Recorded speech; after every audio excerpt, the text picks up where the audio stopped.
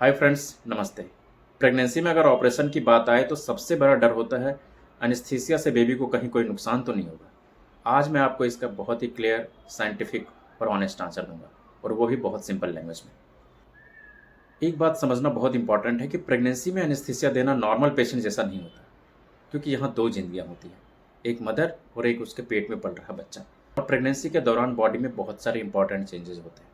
Oxygen demand बढ़ जाती है, ब्लड प्रेशर और सर्कुलेशन चेंज होता है, एयरवे और लंग्स अलग तरह से बिहेव करते हैं। इसलिए ऑपरेशन को और ऑपरेशन के दौरान दी जाने वाली एनेस्थीसिया को बहुत ही केयरफुली प्लान करना होता है। अब सवाल ये है कि क्या बेहोशी में दी जाने वाली दवाई बच्चों को भी पहुंच सकता है, क्या वो बच्चों को भी सुला सकता है? तो इसका आंसर है हाँ।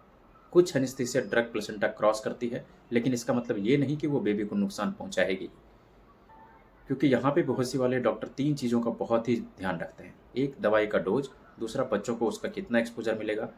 और प्रेगनेंसी के किस स्टेज में एनेस्थीसिया या सर्जरी को प्लान किया गया है।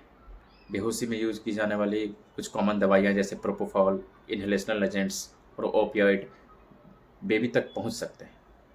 कभी कभी डिलीवरी के पास अगर ऑपरेशन किया जाए तो बेबी में टेम्पररी सेडेशन भी हो सकता है, लेकिन एक ट्रेंड एनेस्थेटिस्ट इन सबको मैनेज करने में सक्षम होते हैं। बेहोशी वाली दवाई से लॉन्ग टर्म में बच्चों को कोई प्रॉब्लम हो, इसका कोई भी सिग्निफिकेंट या कोई स्ट्रॉन्ग एविडेंस अभी तक नहीं मिला। एक ट्रेंड और एक्सपर्ट एनेस्थेसियोलॉजिस्ट क्या करता है, वो प्रेगनेंसी में दी जाने वाली एनेस्थेटिक ड्रग्स का सही चुनाव करता है, डोज को प्रिसाइजली कैलकुलेट करता है और कंटिन्यूसली मदर की मॉनिटरिंग करता रहता है उसके वाइटल पैरामीटर्स की। ये एक प्रोटोकॉल बेस्ड अप्रोच होता है, रैंडम नहीं।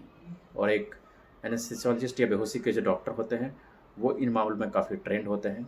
सबसे इम्पॉर्टेंट ये डिसाइड करना है कि क्या प्रेगनेंसी के दौरान ऑपरेशन की वाकई में ज़रूरत है, क्या इसे प्रेगनेंसी के बाद नहीं किया जा सकता।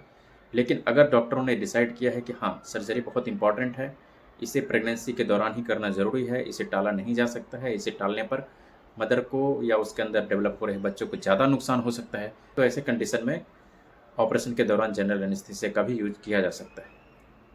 तो अगर कभी आपको प्रेगनेंसी के दौरान ऑपरेशन की ज़रूरत पड़ जाए और उसमें जनरल एनेस्थीसिया मिलने वाली हो, पूरी तरह से बेहोश करके ऑपरेशन करना हो, तो आपको घबराने की ज़रूरत बिल्कुल नहीं है। बस आपको सिर्फ ये ध्यान रखना है कि आप एक सही हॉस्पिटल, सही सर्जन और एक सही एनेस्थेसियोलॉजिस्ट का चयन करें। मैं हूँ डॉक्टर संजय। मिलते हैं नेक्स्ट वीडियो में, तब तक के लिए थैंक यू सो मच।